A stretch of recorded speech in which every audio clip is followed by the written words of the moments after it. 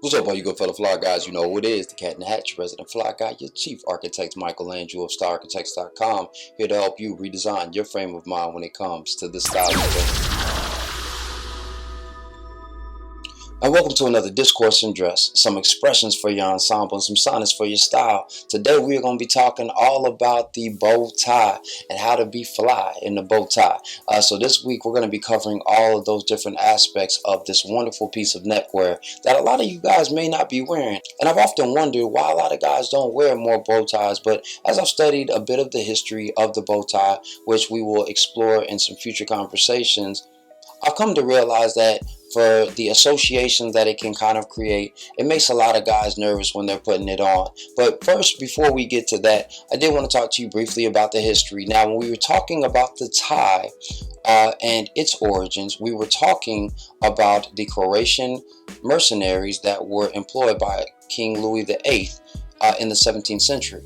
And bow ties actually still came from that same space. You have to remember that these guys were tying their clothes together with a piece of cloth that was creating a bow. So it's no far-fetched idea to see that you had two different elements that could be derived from that. Now, after we moved into that, we moved into the cravats that guys were wearing, and it's not uncommon to see a few cravats with bow ties in them. So you had two different variations of neckwear that derived from that origin.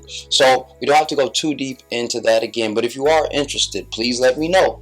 Please make sure that you leave me some comments in the comment box and I will happily go more into that history. But the other side of that you want to pay attention to is who is really wearing bow ties. Well, if you've been around, if you ever lived in the hood, then I'm sure that you have seen those guys walking through the streets, distinguished, cool, and very assertive and strong, selling those bean pies. Yes, I'm talking about the Nation of Islam, who has long been associated not only with the bow tie, but with all of those adjectives that I just mentioned.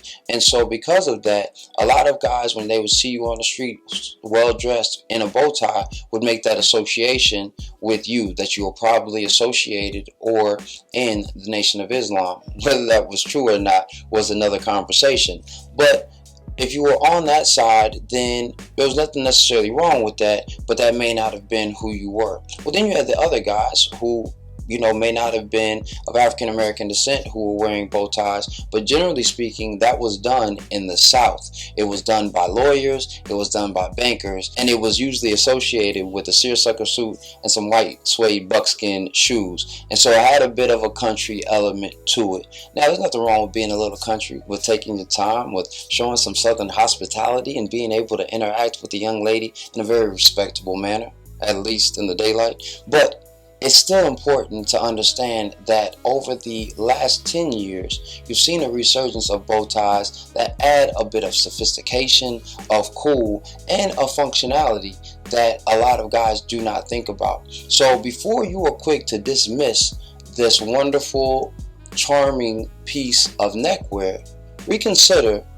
on whether or not you could be fly in a bow tie. Now, please make sure that you give this a thumbs up if you found the information informative. Please make sure that you subscribe if you're feeling the vibe. You know I'm here every Monday through Saturday at 6:30 p.m. Eastern Standard Time. Please make sure that you share this with a friend. Hey, somebody may be interested in the bow tie and may actually be that fly guy who could pull it off. So let's make sure that we share that with our friends. Please make sure that you leave me some comments in the comment box with any questions that you may have about the bow tie or anything that you may want to learn about it, and I'll definitely make sure that I do my best to address it for you. And most importantly, please don't ever forget that dress is nothing more than the expression of a man's state of mind, so you should always dress to express. I'll see you tomorrow. Peace.